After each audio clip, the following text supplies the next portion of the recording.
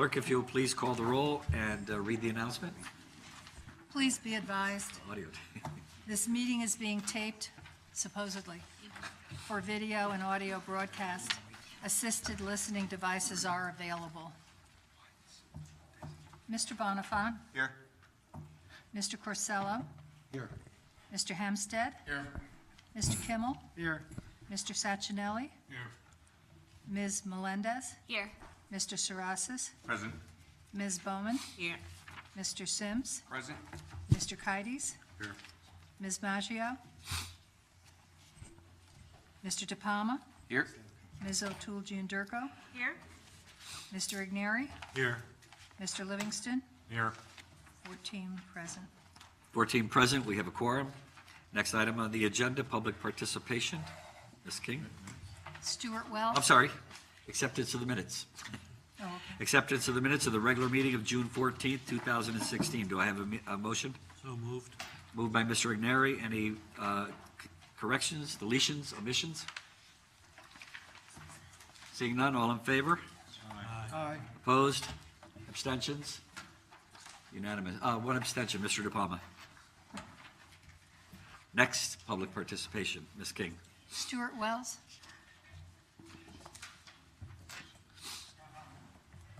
Wells, West Norwalk Road. Here tonight is Registrar of Voters. You all have charter change on the agenda. Hopefully you'll notice we put a display out, hit you in the face on the way out of the elevator. The point of all that is that the voters are going to know whether they're going to vote for Hillary or the Donald or somebody else, because it's been on the news constantly now for longer than any of us want to remember.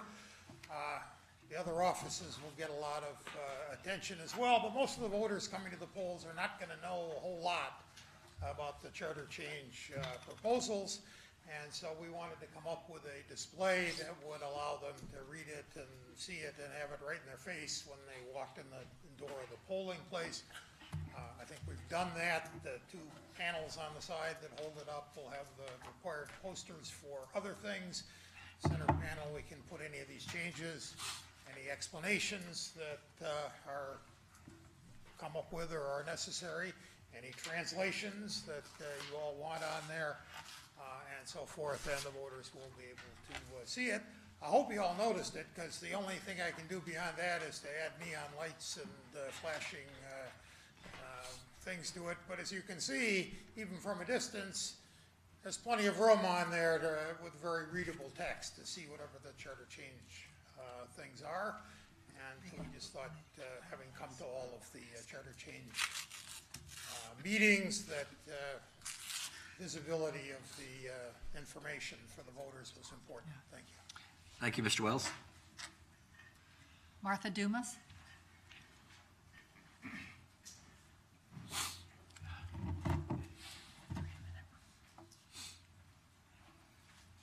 Good evening. I'm speaking on behalf of the AMIC resolution. I'd like to thank the council also for the resolution. And we would still like to be a part of the injunction. But also the fact that South Norwalk really, really cannot take any more of those type of businesses in any part of South Norwalk anymore. So whatever come forward, I know it's up to you, to planning and zoning, but we would like to have a better quality of life in South Norwalk. Thank you. Thank you, Ms. Dumas. Diane Lorcello?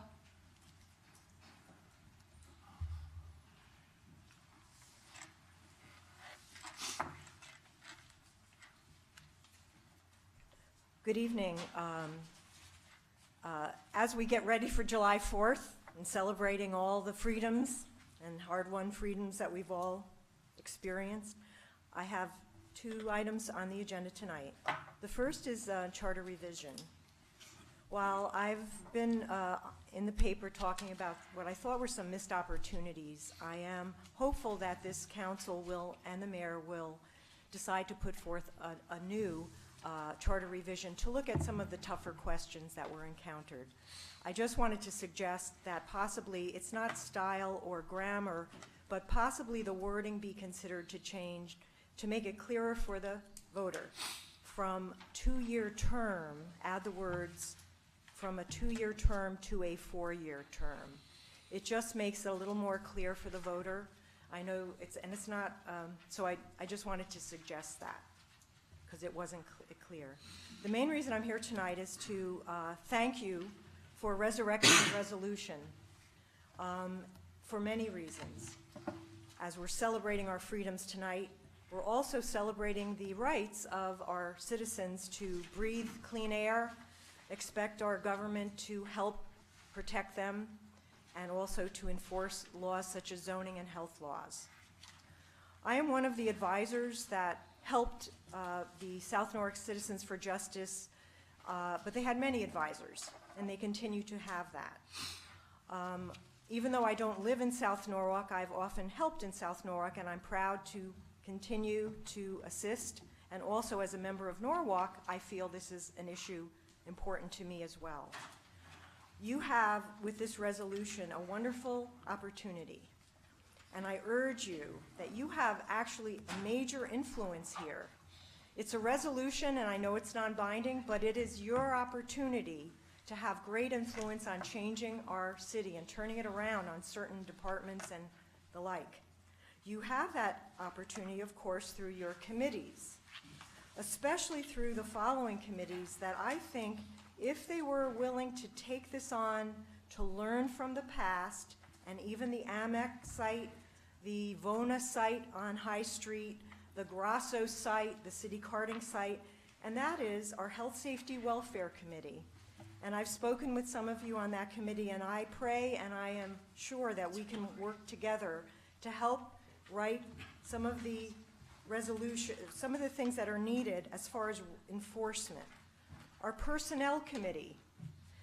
This is something that I feel near and dear, that it's so important to support the staff, but also to have a way to hold staff to accountability. So I urge the Personnel Committee and its chair to think of this as an opportunity to turn things around, because in my opinion and others, some of the staff didn't seem to be keeping their eye on the ball for a long time. I do believe that this administration inherited some of the paradigms, and it's time to turn it around, and I think this resolution helps start that. The Public Works Committee, the Planning Committee, because as we know, as an example, the AMEC karting application did not fulfill and follow the Plan of Conservation and Development. So this is just an opportunity to take a look and urge our staff in Zoning and Planning Commission to make sure that they advise those applicants about whether they comply with some of our important laws. Our Finance Committee, in budgets, you can control amounts of staff. If we need more enforcement staff, let's look at it in the budget, of course. And lastly, in the Ordinance Committee, and I want to be on the record stating that there was a misprint or misunderstanding. I have never felt the Ordinance Committee didn't get right on it and try to make changes with the triple damages. I stated for the record that it was the staff that postponed handling the triple damages. And that's an important thing to note. I feel there needs to be a review of staff expectations and make sure each department has an enforcement plan. And all of you, I hold you to that. I pray that you will consider this an opportunity to right some of the issues that happen here. Thank you for your time. Thank you. Floriberto Jimenez.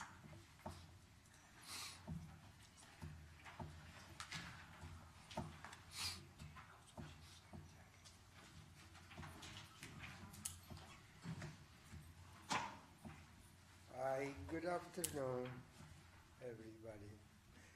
And my complaint is about the traffic of the trucks in 6 Lubrano Place, South Norwalk. You have a complaint about traffic on, The traffic, the trucks, trucks? yeah. in I the guess 6 that's a- He Lubrano. said Lubrano Place, that's what he was trying to say. Yeah. And Well, I think it's the heavy trucks and maybe damage my street. This is my complaint. Thank you very much for hearing me. Thank you. Ernie Dumas.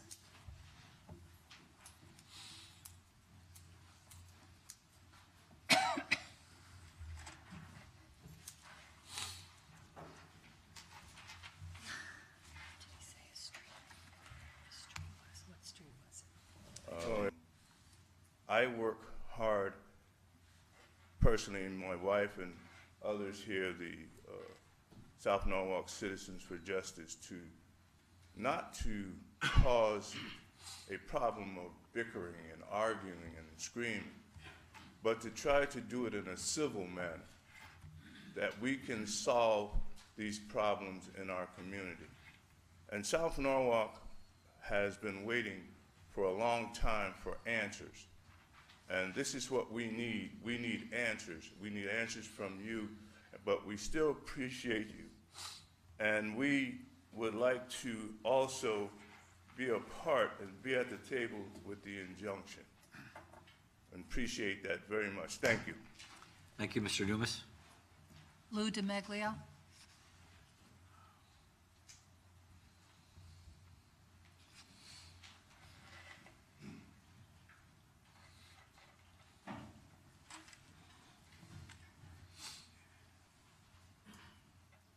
Good evening, everyone. I'm Lou DiMeglio. I live on 20 Lubrano Place, and I'm here with the South Norwalk Citizens for Justice. I'd like to thank you for your resolution that you brought forth against AMIC. I have lived down in South Norwalk my entire life. I've watched South Norwalk grow, and it's growing all around me. Unfortunately, where I live, it's growing in the wrong way. We're growing around trash containers, noise, air pollution, and many different things of bad elements. We would like to grow with Norwalk in a positive manner, because there's many of us that we've been down here for all our lives, and we're proud of South Norwalk. But unfortunately, a lot of people don't know South Norwalk. Our area, they look down upon it, and they call it the ghetto, and they call it the slums. And in actuality, when you drive down Lexington Avenue and around Ely Avenue areas, what you see is trash and broken bottles and people laying around drunk, which you don't see on Washington Street or other areas of Norwalk. That doesn't happen, but it's allowed to happen down in my neighborhood, where friends and family hesitate to drive down because they're fearful. There's really nothing to be fear of. It's just an unsightly area. And then you have the fantastic train station, which is the crown jewel of, one of the crown jewels of South Norwalk. And my son that works in Manhattan and drives on at night when he comes down through the Metro North, coming up from Manhattan, and what do you see? You see all the trash and all the unsightliness. So I just wanted to bring that to your attention. And there's many other companies that are working on the cease and desist orders in South Norwalk. That boggles my mind on how that is happening, but we need to have it corrected. And we would like for our council members, our leaders of this great city, we know there's rules and regulations that have to be enforced, and we're asking you, please have them enforced and do what needs to be done as far as making changes to zoning or whatever you need to do to put this mess to an end. Thank you very much, and I appreciate all your efforts to give us a quality of life in South Norwalk. Thank you. Sylvia Hall.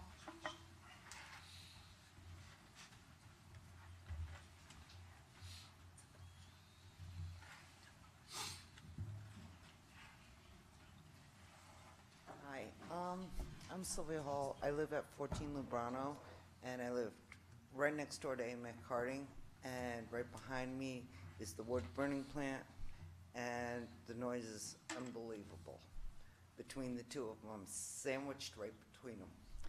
And we did not know this when we bought the house 12 years ago, that their propane, diesel fill-up is 2 feet from my garage, 18 feet from my door. The fence between my back door and their property where they idle their trucks to fill up is 15 to 18 feet away. I breathe diesel while they're waiting. I can't open the doors, windows. Trucks are constantly running. I can't talk on the phone unless I'm on the other side of the house in some cases. I know I chose to live in South Norwalk, but our realtor told us the business does not start until 7 o'clock in the morning. They are running by 5 o'clock, if not prior to 5 o'clock in the morning. They are making all kinds of repairs and noises at 8, 8:30, 8:45 at night. And as far as the cease and desist orders, I don't think ignorance is an excuse for not asking the question that what does this mean by somebody who has the answer to it. Somebody should have an answer, and no one seems to, because obviously everyone's getting away with it. And I guess that's all I have to say. Thank you. Thank you. M. Jeter.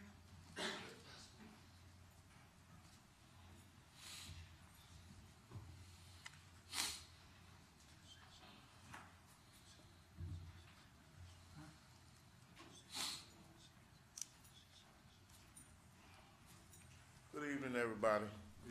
I want to make this real quick. I live on 22 Lebrano Place and South Norwalk, right next to all the stuff that's going on. Now, I ask you people this question. If y'all was living there, what would y'all do? Okay? What would y'all do? Would y'all like it? You have your kids, trucks running around. We got a brand new street, and it's cracked up. Why? Behind the trucks. Okay? You got the noise with the bang, the bang, the bang. You got all kind of stuff going on. It's not right. Now, I understand people have to make money, and they have businesses.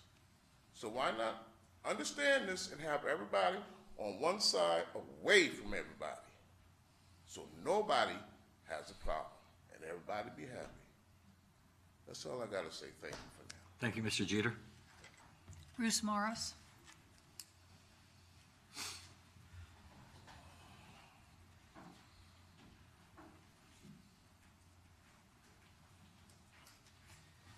Thank you, and good evening.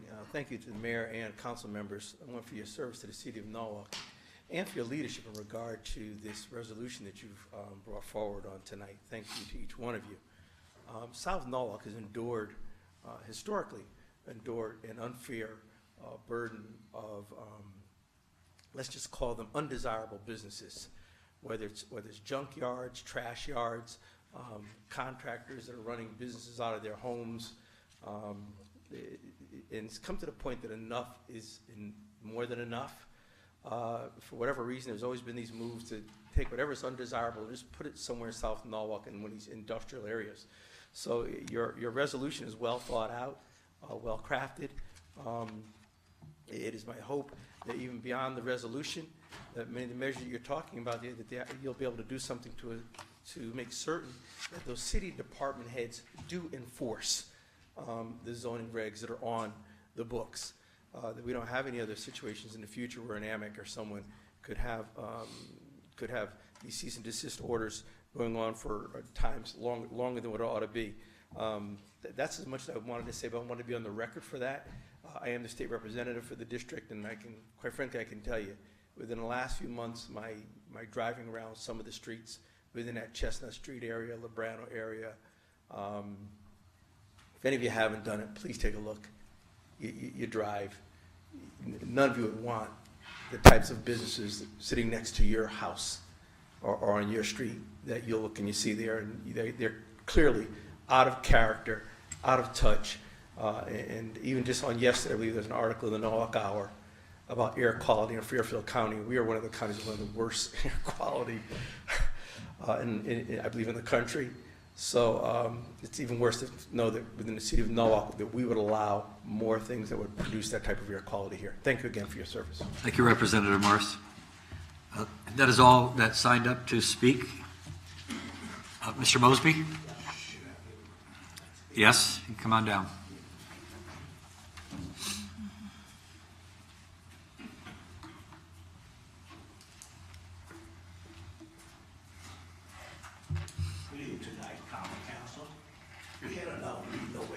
Education, that's why I was a little bit, you go both of them at the same time.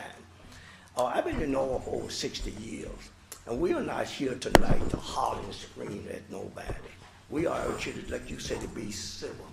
My only problem as I have is that when you do things, they have it with groups, but they don't come to the whole community. That's my problem. It's one or two people. Now, I've been living here for over 6 years. Everybody know me. And I've never been in no trouble. And I worked in the school system. I speak of it all the time. You all don't know what we got trailers down there at my place. And looking like that gets trail on the road. We got trucks down there, room to coat down there with that grease and stuff down there so big. You don't know what's going on. You got in these yards, boats. I have never seen and this is not no sugarcoating thing. These are violations. I know down there, down there, you got the skate thing. We didn't know nothing about that. You got the tennis thing down there. All them little kids down there. When they brought, they didn't say nothing else in the community. The community are left out all over South Norwalk. And like I say, we're not here to knock no one. The planning and zoning investigators supposed to go around and look at it. They don't come around. The law say they're supposed to inspect these areas. The people are in the community. We shouldn't be complaining all the time. They're supposed to go around. You go down the right to ruin the code now. You should see what they done with them old nasty trucks and grease. Go down there, you can see it. And the people down there, we just can't breathe.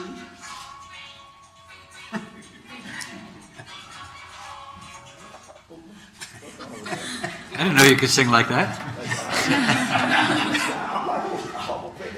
Thank you, sir.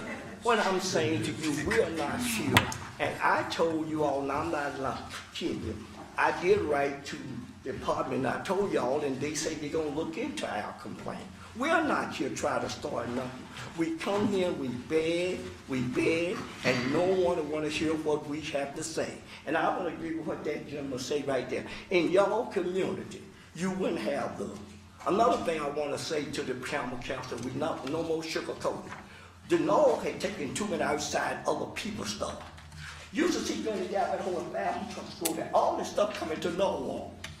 That's what's wrong. These other towns sending us stuff like Trumbull and then up there, they're bringing it all from the town, and they don't sugarcoat it, bringing it all to Norwalk. Now I read the thing, it stated Norwalk's supposed to handle that stuff.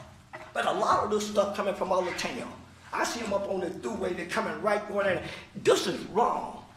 And I'm not trying to kid you. Boss and them say they coming in, because they did call me up, did he come in, he's gonna look at this stuff. This is wrong. We want to work with you. But for some reason, look, when you come to the zone, they don't want to listen to you. The redevelopment don't want to listen to us.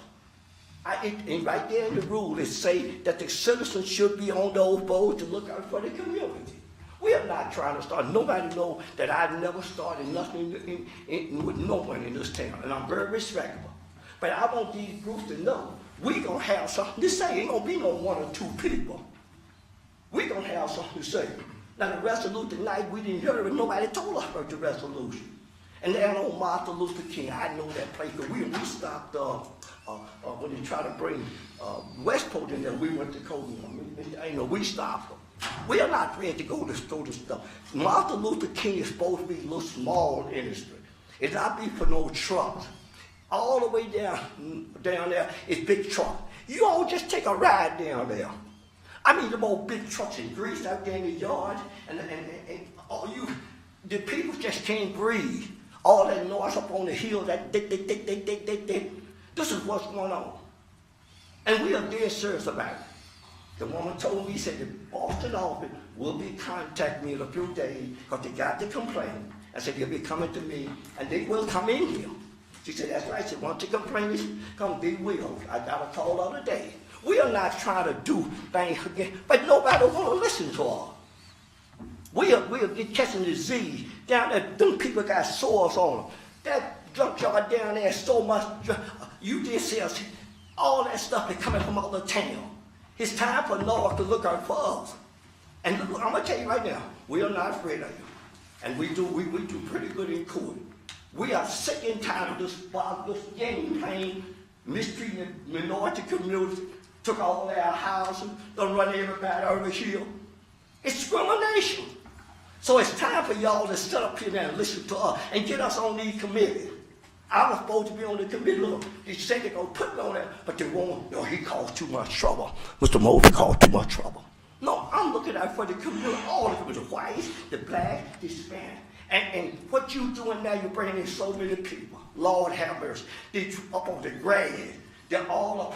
I had to call on my street. They bring 10 cars all up on the grave. Making that house is my property now. I can't get, the way you're doing it, I won't be able to get nothing of my home. My house went for $400,000. But I had to go to the health department. They did do their job. They come down there and told that real estate development, they let it grow up around there to make your property go down. They order them. I get it. The health department, they said, we order you to clean it up. They did come and clean it up. They cut the yard, and he said, get them cars. And then they paint up the house to make it look nice. Mr. Mosby? So, yes. Excuse me, you're at 6 minutes. If you would try to wrap it up, if you would. What I'm Thank you. saying, Mr. Mayor, and I'm saying this to you, I'm saying it right to you, the mayor. You're responsible to make sure that we get some things. This is no game playing. This is serious matter. You wouldn't want this in your backyard. And we're not hard to be done. It's time for you all officials do your job. That's what we elected y'all for. So I'm gonna be able to say, this game is over. Thank you very much. Thank you. Is there anybody else that wishes to address the council? Okay, then the public information session will be closed. Thank you. The next item on the agenda, there are no resignations or appointments this evening. I do have a couple of announcements to make under the mayor's remarks. As most of you know and have read in the paper last week, the city was reconfirmed for a AAA bond rating by the 3 bond rating agencies, Moody's, Standard & Poor's, and Fitch. We were honored with the report, and all 3 bond rating agencies talked about how stable Norwalk is, and the fiscal management policies of the city are long-term and in good shape, and we're very, very happy. And when we, on January 30th, we're going to be issuing, June 30th, we're going to be issuing a bond sale, and we're optimistic that we're going to get perhaps the lowest rate, historically the lowest rate that we've had for quite some time. So we're very pleased about that, and I want to at this time not only thank the Board of Estimate and Taxation for their hard work and their due diligence, but also Mr. Bob Barron, who is the city's finance director, who put together quite a presentation. If anybody has an opportunity, you should take a look at it, because I think you'll be quite impressed about what's going on in Norwalk and how stable our situation is. We also have the Mayor's Summer Youth Employment Program, just graduated. It's 2016 class of young students who are going out into the workforce in Norwalk. This is the first work experience that many of these youngsters have, and if you've come to our breakfast or our luncheon or our graduation or our end of the year ceremony, you'll hear some wonderful stories about young people and going out into the community, learning what it is to have a job for the first time, learning how it is to interact with others, learning how it is to be a part of a team.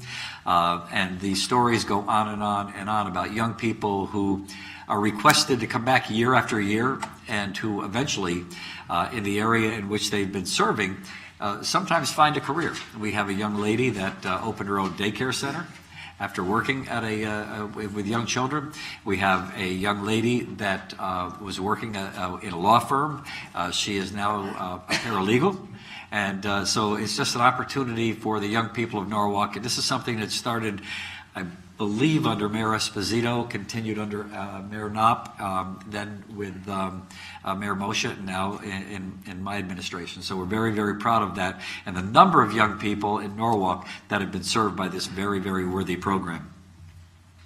Recreation and Parks Summer Concert Series is in full swing. If you didn't get down to the last one, look on the city website. They have many concerts scheduled. All the concerts around are detailed on the website. And the 3rd Taxing District also has some. And I'd like to ask Mr. Sarasis to mention some of the things that you're doing. The third concert of the library series is 7 o'clock Thursday at the library with the Bruce James Duo. And we have 3 more weeks of that as well. And Steve has been working a lot with head of the harbor, Mike Descala, and sponsoring some of the things. And again, putting on just Norwalk is full of music. Norwalk is full of the arts. I know somebody's gonna fill something in there right now. Well, we're also supposed to start an open mic night in Freeze Park this evening, but because of the rain, next week is the first day of that. So every Tuesday, if you go to Freeze Park, you can see a whole lot of local musicians performing from 7 to 10, and you can bring your instrument or you can bring your voice and have a great time. You don't want me to bring my voice. It's okay. We fill up the park, so it'll be fun. But the city clerk just reminded me that playing off of our brand, that Norwalk is becoming the sound of music. So you can go, join us on July 16th. At 6:12 p.m. at the Bluefish Stadium. It's Norwalk night. It's always a lot of fun. I think Mr. Kimmel will attest to the fact that when I throw out the first pitch, I look back at my high school days as a pitcher at Norwalk High and throw a strike every time. I hope I can continue that tradition. But the Bluefish team will tackle the Sugarland Skeeters on Norwalk Day. And the game starts at 6:12. Contact our Assistant City Clerk Irene Dixon in my office to reserve your tickets now. It's a lot of fun. It's like you're at a Major League Baseball game, but you're right on the field. You see some great players, some wonderful plays, and it's a lot of fun. And they have a lot of audience, or I don't know what you call it, audience, fan participation. Where they throw things into, and they have contests for little kids and some. So it's really great. Bring your family. It's a nice night out, and it's usually, like I said, a lot of fun. Independence Day weekend is coming up. Norwalk fireworks are on July 3rd. It's always a wonderful time, and we have a great show this year as always. We have music as well over by Shady Beach. The rain date is July 5th. We wish everyone a safe and happy celebration of our independence, and also the Rowayton fireworks are the following day on July 4th. Right, Mr. Ignari and Mr. Livingston? Yes. Right. Anything you want to add to that?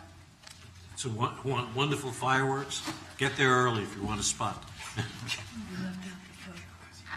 Oh, yes. I can't. Yeah, even the 2015-2017 Common Council portrait has been framed and hung in the council chambers. And you're going to be amazed, but I looked at that, and I looked at the last year's. I don't really notice any significant aging, except for maybe me. A little Photoshop there, but... Yeah, maybe that was it. Maybe, Rich, did you do a little Photoshopping there to make us all... A little smoothing out. But I didn't notice much difference. But anyway, so it's up as is tradition. And thank you, Rich, for taking the picture. You did a remarkable job, as always. She's right there. Okay. Mr. Kimmel, the floor is yours. Okay, thank you. As a courtesy of the mayor, I won't comment on his evaluation, his own evaluation of his pitching ability. But I will agree that it's a fun evening, and it's nice to get folks from Norwalk out to a Bluefish game. It's a lot of fun, and if you can make it, it's like I said, a lot of fun. Just for a moment on the AAA bond rating, we're so used to it that we forget how important it is to the city. That AAA rating saves us several $100,000. I believe for this year, it'll be about $400,000 each year. And that's a big deal when you add it up. And it's money that's well spent, according to the rating agencies. So we've kind of ended we're coming close to the end of our fiscal year. And if you remember, we had a very, very solid report from the city's auditors. Our procedures are all within federal guidelines. There were no problems. We were very happy with that. And now we end the fiscal year with the rating agencies again giving us the AAA bond rating. And so as the mayor indicated, we should applaud our finance department in the city and also for those working in the Board of Ed and their finance department. We've done an excellent job working together, and I hope we continue. Regarding council business, if you don't mind, I would like to go out of order. We have an appointment that I'd like to make, an appointment to the Ethics Board. To remind you, we need 11 votes for any ethics appointment, and we have Michelle Coppola's name, and she's come forward. She'd like to serve. Are there any nominations for Ms. Coppola? Mr. Hempstead. Yeah, I'd like to move Michelle to this position. We started inquiring around because it was an honor that we needed to fill this with her you. And it's nice to see the younger generation wanting to raise their hand and get involved. And this is always a tough board to fill because of the matters they tend to handle. A lot of people don't want to get involved with it, having to make an ethical decision on it. So that's just that. Thank you. Any other comments on the nomination? Mr. Bonifant. Thank you. I know Michelle, my kids and her went to the same preschool together at Mayor Rilling's daughter was one of their teachers, and yeah, sure, make me feel old. So the circle keeps going around, but like Mr. Hempstead said, good to see the next generation stepping up, or maybe 2 generations later stepping up. But that's thanks a lot, Michelle, for volunteering to serve. I have one question. Mr. Rilling. Are you the softball pitcher? I'm not. I'm the older sister. You're not, okay. Because I spent many hours listening to your father talk about you and the softball pitcher and everybody else in the family. Okay. We'll vote for you anyway. Okay. All right. Now, if anyone wants to change their vote. Okay, anybody else? She should have threw up the first pitch. Okay, we'll see.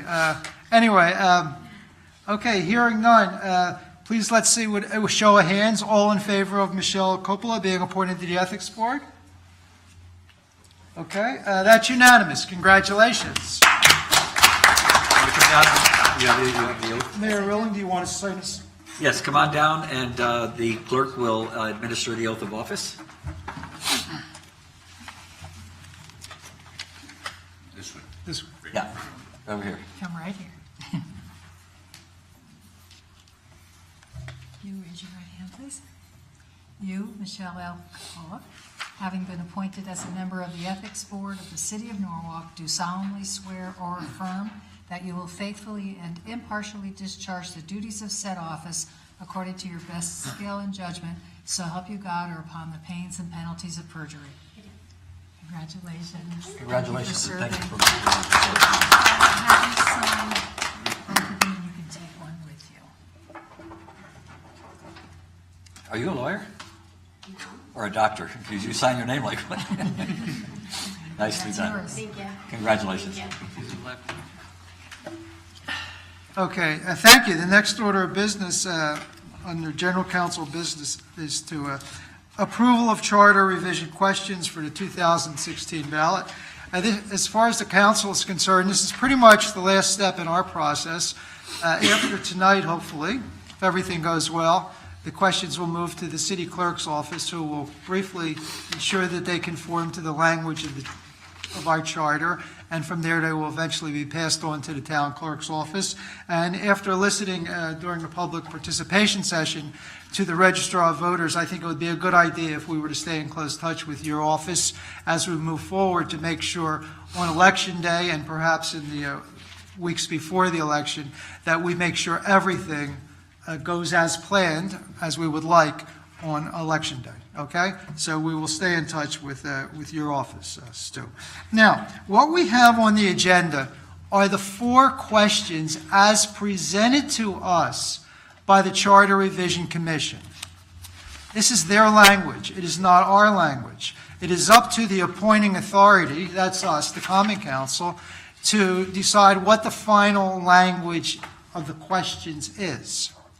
We can't change the content or the intent, but we can deal with grammar, clarity, and issues such as that. So let me read the questions A, B, C, and D. A, shall the term of the mayor and town clerk be changed from 2 to 4 years? Shall the offices of city treasurer, city sheriff, and selectmen be eliminated? Shall the annual salary of each common council member be set at 2% of the base salary of the mayor? Shall all charter references to members of the common council be gender neutral? Now, these are the 4 questions that we received from the Charter Revision Commission, and they were in the final report, in the report that we approved a couple meetings ago. Now,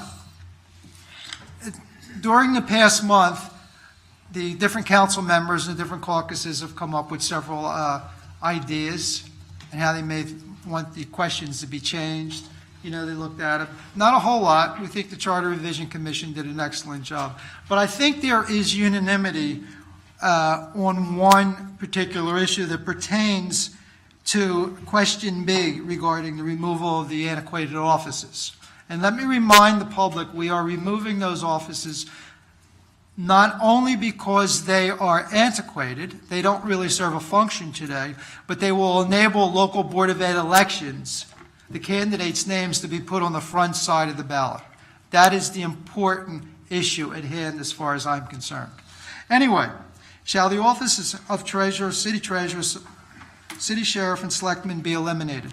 I think both sides of the proverbial aisle have agreed that this question should be amended to add 3 words at the end from the charter to read, shall the offices of city treasurer, city sheriff, and selectmen be eliminated from the charter?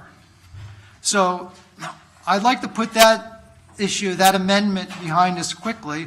I assume from what I've had, from the emails that I've read and the discussions that I've had, that we're pretty much in agreement with that. So I will move to make this particular amendment. So for B, I would move that I will amend the CRC recommendation to read as follows. Shall the offices of city treasurer, city sheriff, and selectmen be eliminated from the charter? Question mark. I've added 3 words. Are there any comments on my amendment? All those in favor, please raise your hand. I believe the amendment passes unanimously. Okay. Are there any other amendments to the questions? Ms. Melendez. Thank you, Mr. Kimmel. I'd like to make an amendment to change the word shall in all 4 questions, A, B, C, and D, to the word should. Did everyone hear the amendment from Ms. Melendez? That's for each of the questions, substituting the word should for the word shall. So each question of the 4 questions will begin with the word should and not the word shall. Is that clear? Any discussion on the amendment? Okay, may we have a roll call vote on Ms. Melendez's amendment? Mr. Bonifant, Yes? Mr. Corsello, Yes. Mr. Hempstead, Yes. Mr. Kimmel, Yes. Mr. Sacchinelli, Yes. Ms. Melendez, Yes. Mr. Sarasis, Yes. Ms. Bowman, Yes. Mr. Sims, Yes. Mr. Kites, Yes. Mr. De Palma, Yes. Ms. O'Toole Giandirko, Yes. Mr. Igneri, Yes. Mr. Livingston, Yes. passes unanimously. Okay, so thank you. Ms. Melendez's amendment passes unanimously. So we have our 4 questions. One amendment for B, to add 3 words from the charter, And for all 4 questions, we've substituted the word should. I want to thank the council members. This has been an interesting experience for me, and I'm sure for a lot of others folks on the council. We finished in June. School is already let out, but, you know, I think today was the last day of school in New York City. You know, that's where I spent a good deal of my time. So we did kind of finish by the time school let out. So I'm very pleased. It's next up from here. These questions will end up in the town clerk's office. The ballot will be prepared. I hope the council and council members can find ways. We will stay in touch with the Corporation Council, the city clerk, town clerk, and registrar of voters. I will try to keep you guys informed of what's going on and make sure that everybody is aware of what is happening as we go through the summer. Once again, thank you. It's been a great process. Yes? Mr. Kimmel? Yeah. You don't vote on the question. Yeah. Okay, we voted on the final. Okay. Maybe more belt and suspenders, so it's probably a good idea to vote on. Belt and suspenders? So, I never got one. Okay. We're going to have a little bit more belt and suspenders, okay? I promise I won't thank everybody again and go through the long-winded process of what we're going to do through the summer, but, okay, we have 4 questions that have been amended. We've substituted the word should for shall, and we've added 3 words to question B. All those in favor of the 4 questions? Yes? I'd like to make a motion to separate each question for vote. Mr. Hempstead has made a motion to separate each question for a vote. Are there any comments on Mr. Hempstead's motion? Is it because he's your friend or you believe in the issue? Neither. Both. Neither. Okay. Neither. Thank you. Well, he's not my, he is my friend, but it has nothing to do with it. Just a technical question that all I did was vote on Ms. Melendez's amendment to change shall to should, but But not on the actual question. what? But not on the question. Just, Right. just the wording. To just change the word, but in a strange way, does that like make it meaningless? Like, should something be done, but you didn't do it? I think I said the questions now substitute the word for those questions, okay? Are you saying it's not implied that there's anything after the word should?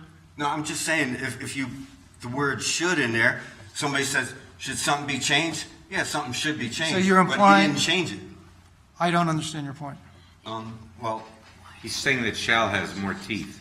Yeah, he's saying he thinks it sounds more like a suggestion, is what you're saying. Yeah. Excuse me, no cross talk. Please. Excuse me, but then why did you vote for should? Because she just asked to change the words, and I said, okay. Okay, do you want, I'm asking, we didn't vote on the basic package yet, and I just want to throw it out there. okay, now we have 2 issues here. We have a vote to come on the basic package, and we have a motion on the floor by Mr. Hempstead to separate. So which would you prefer we proceed? Your question, which I'm not clear about what it is, or Mr. Hempstead's? No. Where are we? I just threw that out there, but Mr. Hempstead has a motion on the floor, so I'm following that. Excuse me. Mr. Hempstead, are you okay proceeding with your motion with Mr. Bonifant being somewhat, in my opinion, somewhat confused about what we've just done? My motion, as it stands on the floor, is to separate these, to give everybody an opportunity to vote for which ones they are as they were voted on with the amendments, which I voted for.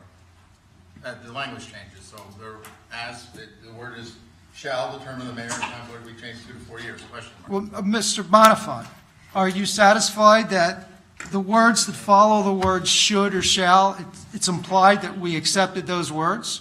Or are you would substitute shall for should? No, I voted for Ms. Melendez's amendment. I was just asking the Corporation Council or anybody else amongst us that if you voted in a booth that said, should something be changed, does that make it changed? But I mean, if you ask me, should we go out to dinner, and I say yes, Okay. yes. Okay, I am a little confused because we had discussed the recommendation from your caucus, which was, we thought, even weaker. What was it? Are you in favor of? Do you feel that that is stronger than shall? Well, I just feel that it should be real clear to the voters. Are you in favor of? Do you believe that is clearer? That's what I have here from your caucus. 5 words for one. Well, We have doesn't the- make any difference. I have I'm just it- putting this out there on the floor, that I think that if somebody votes in something and said, should something be changed, and you vote yes, did that make it change? I think he's asking for a legal standard. I think for purposes of what language would generally be in a statute, you're going to see the word shall more often than you would see the word should. So from the standpoint of what's more legally binding, I guess, shall probably makes more sense than should. I think should still denotes that it's a question being voted on to change a provision of the charter. I think it's clear what should, but it may actually be clearer with shall. But that's just, If I may. again, If I may, if I may, we discussed this before.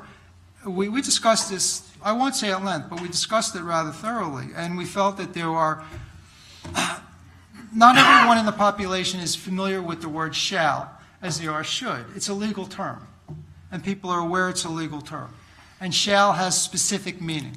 Should is more direct. The answer is yes or no. You fill in one box or the other. I have no problem with should in this case. Whether or not somebody would like to appeal the results of an election based on the fact that it was should, I'm sure if you will look up other charter revisions in other cities across the country, perhaps the world, you will see the equivalent of should, as well as shall in some cases. Shall is generally a legal term in relationship to may. That's it. Just threw the question out there, that's all. Yes?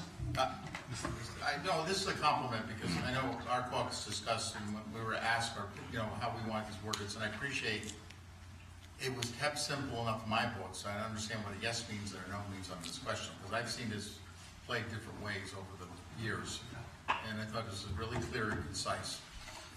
I understand the legality, but I think should means your council member, you should do this anyhow. So I'm interpreting a yes vote is going to be you should do this, or no vote you should. I think it's a good point that maybe to those who are not used to reading statutes or legalese, it may be clear actually with the word should. My personal preference, being an attorney, doing a lot of statutory interpretation, my preference would be shall. But it's a good point that it may be better off for the general public and clearer to say should.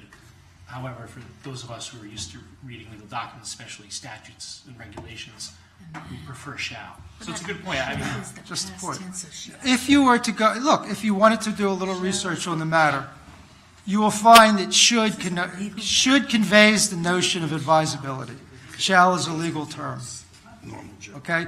And there's more traditional uses that has to do with first person versus second and third person grammar. Okay? The shall formulation is strictly illegal. It's a legal provision. That's it. Should implies advisability. Yes? Is this not erroneous, since we've already voted on the amendment and took should in favor? I believe this is an erroneous conversation. We should move forward to Mr. Hempstead's motion. Okay. There's a motion on the floor to separate each question for discussion. My recommendation is we vote against the motion. We should never forget the charter revision is unlike the other items that we deal with. When we vote on an item that's part of our agenda, we are going to implement it. It is our decision to implement something. When we vote on charter revision, it's a qualitatively different vote. We're voting on the right of Norwalk residents to make a decision. To vote it down negates that right to make a decision. It's a substitution of an individual council member's or the council's majority opinion instead of allowing it to go to the electorate. And I do feel that a legitimate case can be made. There are pros and cons of each issue. So we should, in fact, in my opinion, vote for it together and allow the forum together and allow the electorate to make the decision, so we shouldn't pick and choose what the electorate has before them come November 8th. Yes? And we all can disagree here at the table about certain ways we look at things. And I look at voting for each one of these questions or voting as differently as basically putting my own personal, I was elected by, seal of approval or not, that I agree with the particular questions or not. And that is, I was voted individually by people. I represent citywide. I was questioned basically, do I endorse or not endorse a particular action? I'm looking at this in a totally different way. That my actions have weight one way or another, no pun intended, and should be looked at. I also think that there's somewhat of a disservice in not separating something like this, because we're not allowing individuals to either vote their conscience of how they feel on a particular item of the 4 items here. That's why I moved for separation, so I moved it last time. I have a question for Corporation Counsel. In that we accepted the final report, which has 4 recommendations, to separate with the possibility of voting down one of the questions, does that really negate what we did several weeks ago? I was going to interject actually and say that you've already voted that these are the issues that you're going to put forward on with regard to your electorate with regard to proposals to change the charter. So you've already agreed these are the 4 items that you're going to bring to the electorate. Voting now is on the language of the question. So for example, if the question of the 4-year term, if certain people are going to vote down the question tonight, the issue is still going forward. Just essentially, you'd be voting down the question. You guys are going to have to come back and propose a new question or new language for the question. But essentially, you've already agreed that these are the 4 items you're moving forward to the electorate. Now, if you're going to vote on the and I think you should vote on the questions, you're voting on approving the language of the question. So, for example, if the 4-year term, if the language in the 4-year term is not acceptable to the majority here this evening, then you're going to have to go back to the drawing board and come up with a new question, new language for that same question, because you've already voted to go forward with that issue and to allow the electorate to vote on it. So I don't have a major problem with separating the questions, because you've already agreed that these are the 4 items you're going to bring forward.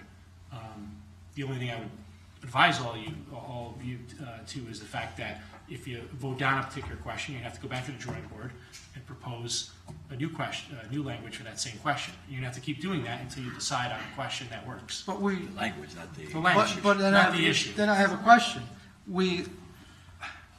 There seemed to be unanimity on the language of the questions, and the vote that's being asked for is a vote on the content of the questions, which would be something that's not an issue at hand. It's not a vote on the content, it's a vote on the language of the questions. That's what you're voting on. You're voting on whether to approve the particular language of the question. Arguably, it's not even necessary to do that, because if you read the statute, and I haven't looked at it since the last time we met on this, which is probably over a month ago now, the statutory authority that enables this body to move forward with those questions, I don't think requires that you have a vote on each question. But, you know, again, call belt and suspenders or whatever, the conservative approach is just vote on the language of each question. But again, if the language of a particular question is rejected, then you're going to have to go back to the drawing board and come back and propose new language for that question until you get a majority to agree as to what the language is going to be. And the language can never contravene or undermine the intent of the CRC. Yeah, I agree. Okay. But also, not just undermine the intent of the Charter Revision Commission, but you took a vote already on these issues at a prior meeting, and you've decided these are the issues you're moving forward. Now we're just talking about what language are we going to propose for each particular question. Right. That's right. Okay. Okay, Mr. Hempstead has a motion. Mr. Hempstead has a motion on the floor. Any further discussion of the motion? Roll call, please. Mr. Bonifant? Yes? Mr. Grisello? No. No? Mr. Hempstead? Yes. Mr. Kimmel? No. Mr. Sacchinelli? No. Ms. Melendez? No. Mr. Sarasis? Yes. Ms. Bowman? I'm going to abstain. Just saying we need clarification. Mr. Sims? No. Mr. Kides? No. Mr. De Palma? No. Ms. O'Toole Durko? Yes. Mr. Igneri? No. Mr. Livingston? No. 4 yes, 9 no, 1 abstention. The motion is defeated. Okay, I will like to move the 4 questions as amended. Should the term of mayor and town clerk be changed from 2 to 4 years? Should the offices of city treasurer, and selectmen be eliminated from the charter? Should the annual salary of each common council member be set at 2% of the base salary of the mayor?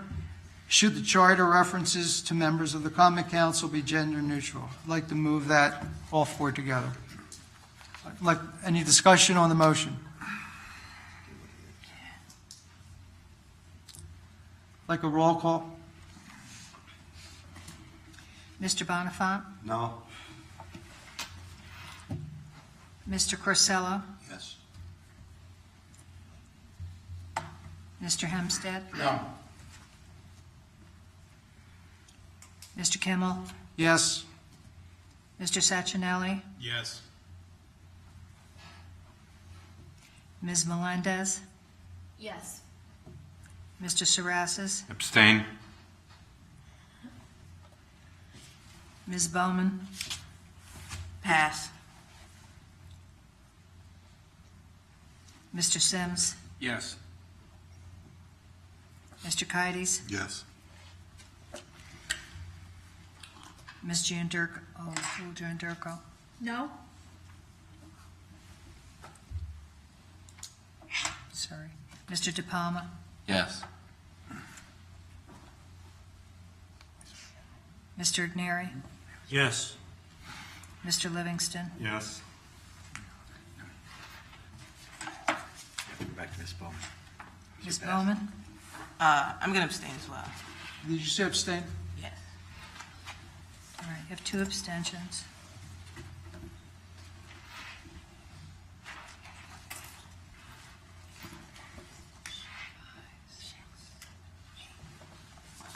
I see 8 yes.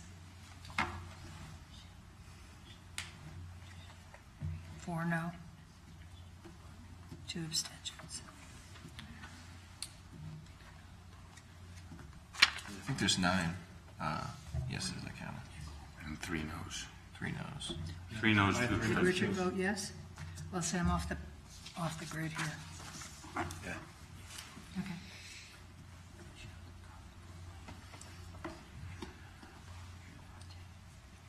I think there were 2 See, abstentions 4 and no. 3 noes. Mr. Bonifant was no, right? Yeah. Mr. Hempstead was no, Noes, 2 abstentions, the rest are yeses. 2 abstentions. 2 abstentions, O'Toole 3 noes. was And no. Ms. O'Toole Durko was no. Right. So it's So you 3 only noes. 3 no's? Okay. 3 noes, 2 yes, 2 abstains. 9 yes. Got What was the final vote? it. 9-3-2. The motion passes. Thank you. Consent calendar, Mr. Sims. Mr. Kides, you're on deck next meeting. Thank you, Council President Kimmel. Item 7A1 under Finance Committee, approve a special capital appropriation in the amount of $83,000 to fund the removal of underground storage tanks. Item account noted. Item 7B1 under Health, Welfare, and Public Safety Committee, authorizing Mayor Harry W. Rilling to sign contract renewal with Emergency Communications Network, ECN, for the Code Red Emergency Notification Systems Unlimited Service for the period of July 1st, 2016 to June 30th, 2017, in the amount of $37,500, account noted. That is the consent calendar as presented, and I move for its adoption. Any changes in the consent calendar? Hearing none, all those in favor, please raise their hand. Consent calendar passes unanimously. Mr. Mayor, you have the floor. Thank you, Mr. Kimmel. Resolution from council members, item number 8. I believe that goes to Mr. Livingston. Yes, thank you, Mr. Mayor. As we all know, 2 weeks ago, well, I guess the last council meeting, we tabled the resolution for promotion of safe practices in areas where residential, industrial neighborhoods meet. In light of recent events pertaining to AMEC, and if there's no objection to the members of the council, I'd like to propose that we amend this resolution to eliminate references to AMEC and substitute therefore industrial companies, and I'd like to read it as I propose to amend it, unless there are any objections. Nope, go right ahead. Okay. Whereas the Common Council acknowledges that Norwalk residents throughout the city have voiced their concerns about the safety and health hazards posed by industrial companies operating in the city, particularly those abutting residential properties. And whereas some of these industrial companies may be out of compliance with city zoning regulations, in light of this, the Common Council hereby expresses its concern about the need to ensure compliance with current city, state, and federal laws and regulations. And whereas, in particular, the Common Council declares the city's intent that all entities conducting business in the city operate in compliance with applicable laws, ordinance, and regulations, including Article 70 of the city's building zone regulations. Therefore, be it resolved that the Common Council of the City of Norwalk, Connecticut reaffirms the importance of upholding and enforcing all applicable laws, regulations, and ordinances intended to protect the general health, safety, and welfare of the community, in particular those intended to protect neighborhoods surrounding industrial properties. And therefore, be it further resolved that the applicable city departments take prompt action, including the commencing of civil litigation if appropriate, in situations where industrial companies are out of compliance with applicable laws and/or regulations. And therefore, be it further resolved that the Common Council recommends that any bidder who bids on a city contract while being out of compliance with any law and/or regulation be disqualified on the basis of being not responsible until such time as the bidder remedies any violation in order to return to full compliance with all applicable laws and regulations. And just briefly to speak on this for a second. Yes. As I mentioned, that the amendments are intended to reflect the recent events, particularly in light of AMEC carding, but it reflects that this is a broad concern covering all industrial companies in the city and not just one. Just as a side, this was approved by all 15 members of the Common Council, and this, to me, at least, this resolution reflects the fact that we understand and appreciate the concerns raised by members of the community, particularly those in South Norwalk recently, and that we all expect that industrial companies operating in the city comply with all relevant laws, and that we further expect that the city take all appropriate action to ensure such compliance. Thank you. Mr. Livingston has made an amendment, so first we will vote on the amendment. Any discussion on that? All in favor of the amendment to the resolution as proposed by Mr. Livingston? All in favor? Did I say all in favor? Yeah. Okay. All opposed? Abstentions? Mr. Livingston, it carries. Ms. Bowman? Thank you. And I'd like to thank Mr. Livingston for taking this on and pushing this. A few different issues were brought to my attention as the chair of Health, Welfare, and Public Safety, and as a result of this, I became aware that a lot of these issues are zoning issues. However, there are some things that we can do, and anything that we can do, we would like to do. We did have several individuals come here and talk about South Norwalk, and if you just take a Google map and do an aerial view of South Norwalk, you can see exactly what they're talking about. Article 70 talks about a buffer, which in South Norwalk none of these businesses have, or very few of them have. I think San Vincenzo has a nice buffer around it, meaning some nice trees, some greenery, but a lot of these other companies, they don't have buffers. And we take this very seriously, not just South Norwalk. We know there are other districts that have similar issues, but we take this very seriously. Unless, and I would like to see the city departments push this, unless you're telling us that we are the buffer. And I don't think that is the message that you would like to send. So what we would like to see is, one, definitely a buffer in areas where there can be, but then in certain cases with an AMEC where they are in the middle of the city, and really, if they try to expand, they really will not be able to get their trucks in and out, and I think they're already in that situation.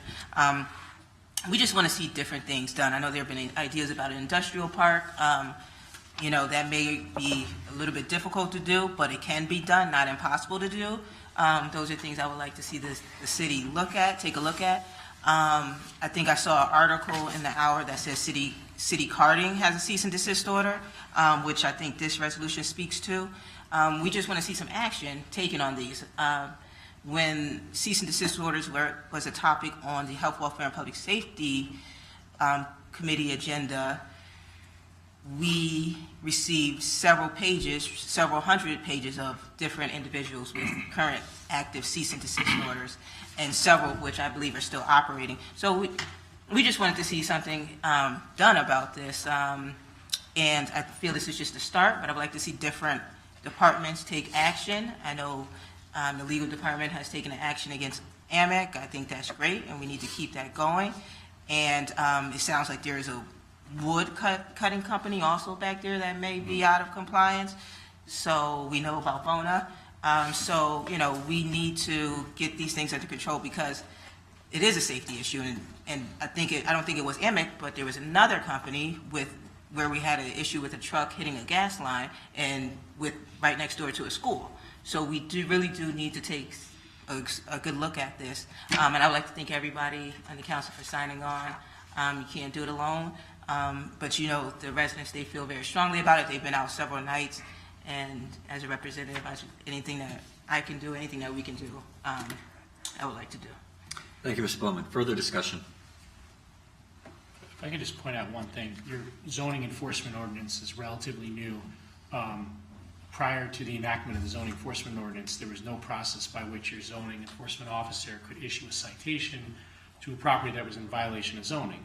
So they refer to in the zoning enforcement world, the zoning enforcement officer has his or her zoning enforcement toolbox, and one of the things that was in that toolbox was the ability to put a cease and desist on the land records, which really gives notice to someone who's maybe interested in buying the property, or if somebody tried to refinance their property, a cease and desist order could be a problem for them being able to get their financing. But at the end of the day, if somebody's not getting financing, if they're not selling the property, a cease and desist order doesn't do a whole heck of a lot. There was always the option of filing legal action to try to get enforcement, which is a time-consuming, cumbersome, and costly process for the city. And another option, another tool in that zoning enforcement officer's toolbox was the citation process, which finally the city has enacted an ordinance to allow the zoning enforcement officer to, again, issue these citations against properties that are in violation of zoning. So I would just draw to your attention that the process is relatively new in the city, and it takes some time to get administered. I think you'll start to see more enforcement. Certainly there's a lot more enforcement actions by virtue of the citation process that's been enacted. So I think that's a positive thing that the council's done as far as enacting the ordinance. And you've also enacted within the last few years a blight ordinance. So for whatever it's worth, the percentage of enforcement actions both in the realm of blight and zoning has been steadily increasing each year, during each, let's say, 6-month period for the city. In addition to 2 enforcement officers as well, or hearing officers. Yes, we just appointed 2 hearing officers as well, so it should expedite the process. Well, we didn't appoint the second one yet. We're dealing with staffing issues, quite frankly. For example, with the blight ordinance, the law department has been pinch hitting and doing a lot of things that probably go beyond what the scope of our services generally would be, including to some extent with regard to zoning enforcement. But that's fine. I mean, we just want to be try to help wherever we can to get the enforcement actions moving. So for whatever it's worth, it just takes a little time. But I happen to see these things on a weekly basis, and you're starting to see more and more actions, and you're starting to see them process quicker and more efficiently. So that's a good thing going forward. I think everybody should know. And Mr. Sims? Yes, I just want a quick question. Is there fine structure attached to any of this new information that's for the zoning commissioners now to enact or to act on these cease and desist orders? Well, there's an ordinance which has been enacted by the council, which allows, again, the zoning enforcement officer to issue citations, I believe, up to $150 a day. And then there's a process that you have to follow in the general statutes for administering the citation process. I believe it's in Title 8 of the general statutes. And then there's a separate process, I believe it's in Title 7 of the general statutes, which the city has to follow to allow the violator to have essentially an appeals process at the administrative level, and that's where the mayor referenced the hearing officer. So there's a process by which we have to provide a notice of violation before we move forward with actually issuing the citation. And then once the citation is issued, there's a local appeals process by which the city must follow, which enables a violator to have an opportunity to be heard at the local level by a hearing officer if they choose to appeal the citation. And that process is the same with regard to both blight enforcement process and zoning enforcement process. But with the two hearing officers and the increased focus on legal staff, this should be expedited and should happen more quickly now than being delayed and waiting. And, you know, we understand certainly the frustration of the neighbors who have to live by this and constantly tired of hearing, oh yes, there's an injunction or there's a cease and desist order, and it gets frustrating hearing the same thing over and over again and not seeing any action taken. So this should expedite things and make things move a little bit more quickly.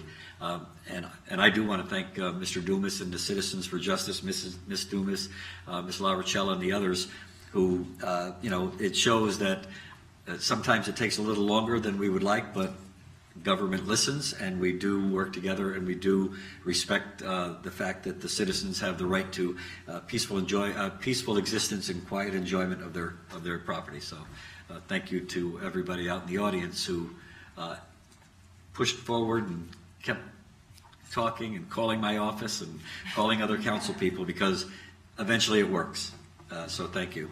And the last thing I'll tell you is you hear about a lot of properties where there's been frustration, where the violations haven't been remedied yet. But in the last year, there's been a lot of properties where violations have been remedied. And I would suggest at some point schedule a meeting with your zoning enforcement officer and your blight enforcement officer. And believe it or not, there's actually a lot of success stories in the last year for properties that have been remedied as well. I'll take care of that. I'll get a list for the council so that everybody can keep an eye on what the blighted properties are, what the actions is, status, and so forth. So I'll get that as well. And I think he does some before and after pictures. I know the blight officer does before and after pictures too. So you'd be impressed with some of the enforcement that's been done and remedies that have already happened. Well, thank you. That's good to hear, and I know it's refreshing to a lot of the residents that live in South Norwalk that's affected by AMIC and other industrial companies. So and I'm just hoping that we can steadfast on this and making sure that this ordinance is really get pushed through, just like if a person is driving an unregistered vehicle and they wanted to actually pay their taxes to try to get their vehicle registered, but they still drive around, they'll get pulled over by a police officer and be cited for driving an unregistered car. And it's the same thing with these companies. If they're given a cease and desist and they continue to operate under the cease and desist, we should be able to somehow take further actions to maybe, upon just the fines, maybe have the enforcement officer maybe even close them down, lock doors, or some sort of a remedy to try to get them in compliance. So the last thing I'll say is that the citation process actually has a very big effect of deterring violators from continuing to violate the regulations. And once we have the hearing officer make a decision, even if they don't appeal, the hearing officer still has to sign off on the citations that are issued. There's then a process whereby the law department has to file an action essentially with the court in order to convert these citations to a judgment, and then we could put judgment liens on the land records and then foreclose on those liens. So just so you know, there's a time-consuming process by which we'll eventually get to the point where the property owner really has no choice but to either pay the fines or remedy the violations. So, and actually, I shouldn't say that. Once the fines are issued, they have to pay them regardless. Thank you. Further discussion? Mr. Sarasa. I just have to make a statement because I live on one of those streets where this is going on, and I've driven through South Norwalk, and it goes on multiplied times 2,000%. And we can't move fast enough now that we've put things in motion, because this has been going on for decades, and it's forced people to leave, it's forced people to move, it's forced people to be unhealthy, it's forced people to not live the way they should live.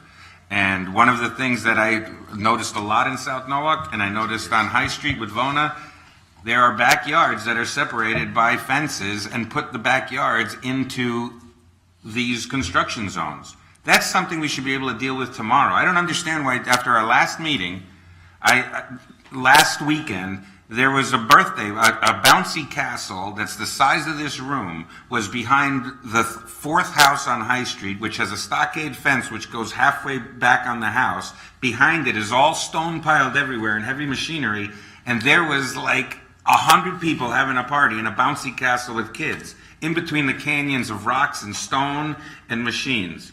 This is something that we have to alleviate first. And don't shake your head at me because I live there, you don't. And it's a problem, and it's a safety problem for people. We have dust in the air, they have dust in the air. If we're going to do something, let's do something. And I know there's a legal way to take care of things, and it takes a little while. But you know what? I'm sick and tired of it. And I only have one thing there, and it's been 15 years. And I know High Point's coming, but to me, that's not an answer. Big deal. My property value is going to go up. I'm going to lose friends. I'm going to lose people in that neighborhood and families and children that I appreciate because they're all leaving. And our answer shouldn't be to put a High Point in. It should be to fix the areas where people are living in, not force them out for development to come and clean it up. I know that's not what a lot of you here think it should be, and I'm not saying you do think that way. But, now if we're putting teeth into this, well, for God's sakes, I don't understand how you have backyards of multiple homes in a construction zone. I don't understand how I drove down around Amec and I'm seeing families with a stone rock wall that is used for construction with a tarp over it, and they're cooking out in their backyard while right next door above them they're loading stuff in Amec carting and that the yard the other woman was talking about. And you drive around South Norwalk and it's one neighborhood after another. My neighborhood just is that one thing at the one end, and it's a pain, and nobody can sleep in the morning, and there should be loading and unloading rocks, they're cutting rocks. Well, how the heck do they get away with that for 15 years, cutting rock? How do they get away with children playing in the stone yard, living there? They're renting apartments to people that are using that backyard to cook out and play in. I mean, you shouldn't be able to get away with that for a day. I'm sorry. And I had to get that out because I do live in one of those neighborhoods. And I do love my neighborhood. It's a great neighborhood, it's a safe neighborhood, and it's diverse, and it's great. But you know what? If I have to go through that and other people have to go through that even worse than I do, I thank God that I live at the other end of the street. I swear to God, and it's not fair to do this to our people. And you don't have to be a homeowner and a taxpayer that owns a home. You can be a renter because they contribute to our city too. And they shouldn't be treated like dogs. I have a dog and I treat my dog a lot better. And it's not right. They're people. They're human beings. You shouldn't be walking out your back door and playing in the backyard with their stone piled everywhere, or construction vehicles, or Amec carting carts. And I do appreciate that you've all let me vent because this has been something close to me for over 15 years. And if we're finally going to do something about it, well, let's get up and do something, all of us. Seriously.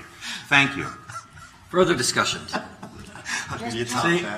Just a small point. Steve, my apologies. I was shaking my head Apology in accepted. disbelief at the fact that they were having a party there. With a bouncy castle.